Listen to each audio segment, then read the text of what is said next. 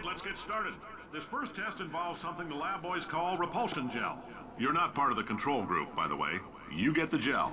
Last poor son of a gun got blue paint. All joking aside, that did happen. Broke every bone in his legs. Tragic, but informative.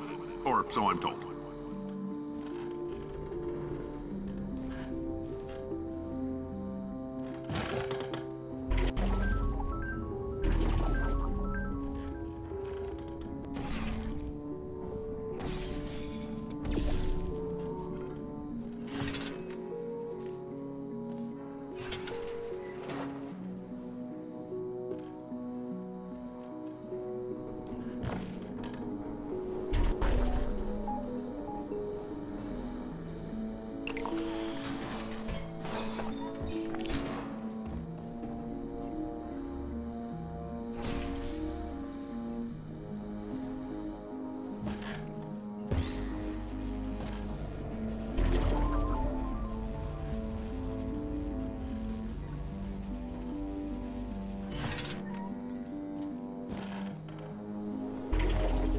Boys just informed me that I should not have mentioned the control group.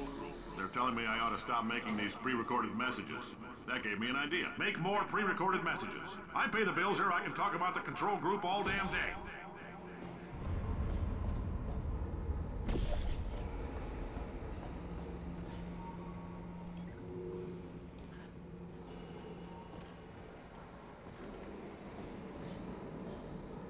For this next test, we put nanoparticles in the gel. In layman's terms, that's a billion little gizmos that are going to travel into your bloodstream and pump experimental genes and RNA molecules and so forth into your tumors. Now, maybe you don't have any tumors. Well, don't worry. If you sat on a folding chair in the lobby and weren't wearing lead underpants, we took care of that too.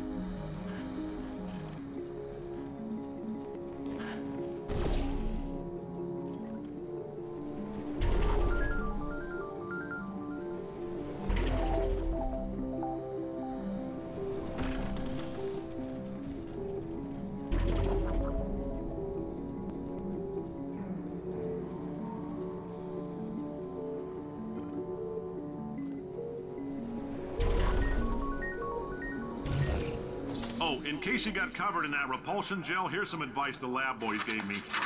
Do not get covered in the repulsion gel. We haven't entirely nailed down what element it is yet, but I'll tell you this, it's a lively one, and it does not like the human skeleton.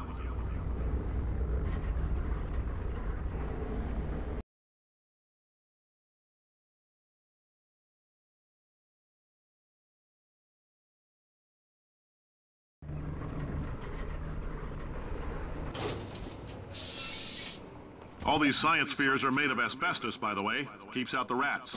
Let us know if you feel a shortness of breath, a persistent dry cough, or your heart stopping, because that's not part of the test. That's asbestos. Good news is the lab boys say the symptoms of asbestos poisoning show a median latency of 44.6 years. So if you're 30 or older, you're laughing. Worst case scenario, you miss out on a few rounds of canasta. Plus, you forwarded the cause of science by 3 centuries. I punch those numbers into my calculator, it makes a happy face.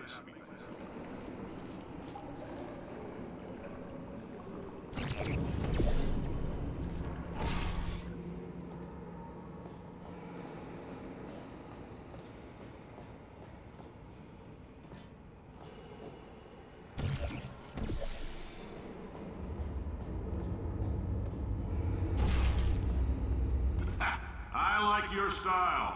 You make up your own rules, just like me. Bean Counter said I couldn't fire a man just for being in a wheelchair. Did it anyway. Ramps are expensive.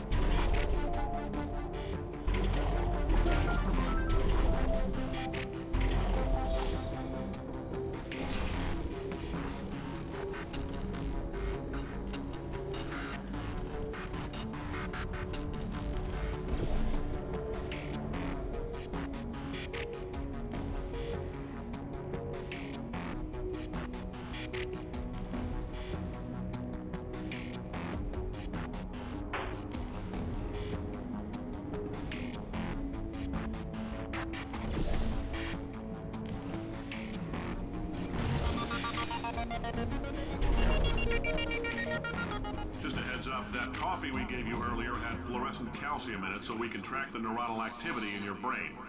There's a slight chance the calcium could harden and vitrify your frontal lobe. Anyway, don't stress yourself thinking about it. I'm serious. Visualizing the scenario while under stress actually triggers the reaction.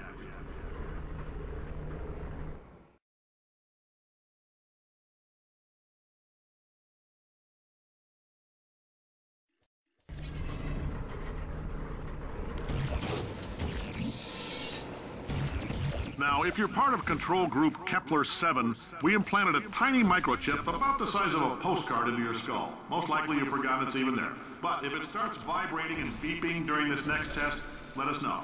Because that means it's about to hit 500 degrees, so we're going to need to go ahead and get that out of you pretty fast.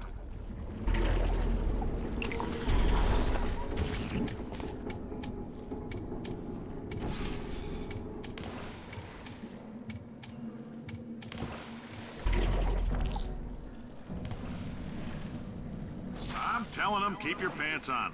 All right, this next test may involve trace amounts of time travel. So, word of advice, if you meet yourself on the testing track, don't make eye contact. Lab boys tell me that'll wipe out time. Entirely. Forward and backward. So, do both of yourselves a favor and just let that handsome devil go about his business.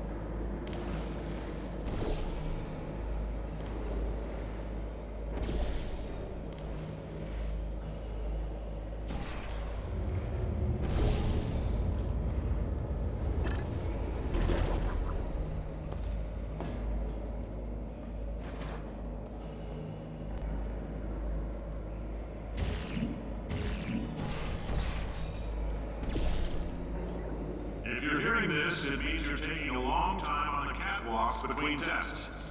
The lab boys say that might be a fear reaction. I'm no psychiatrist, but coming from a bunch of eggheads who wouldn't recognize the thrill of danger if it had walked up and snapped their little pink bras, that sounds like projection. They didn't fly into space, storm a beach, or bring back the gold. No, sir, we did. It's you and me against the world, son. I like your grit. Puzzle could use some work, though. Now let's solve this thing.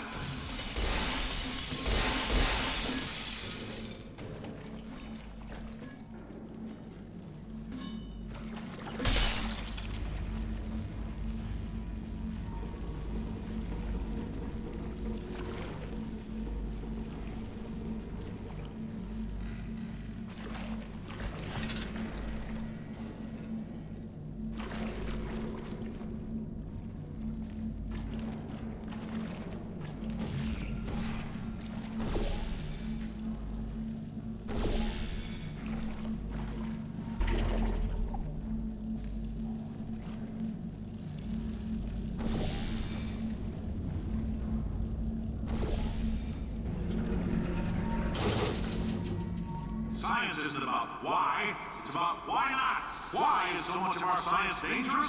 Why not Mary save science if you love it so much? In fact, why not invent a special safety door that won't hit you on the butt on the way out, because you are fired. Now you test subject, you're doing fine. Yes, you, box your stuff, out the front door, parking lot, car, goodbye.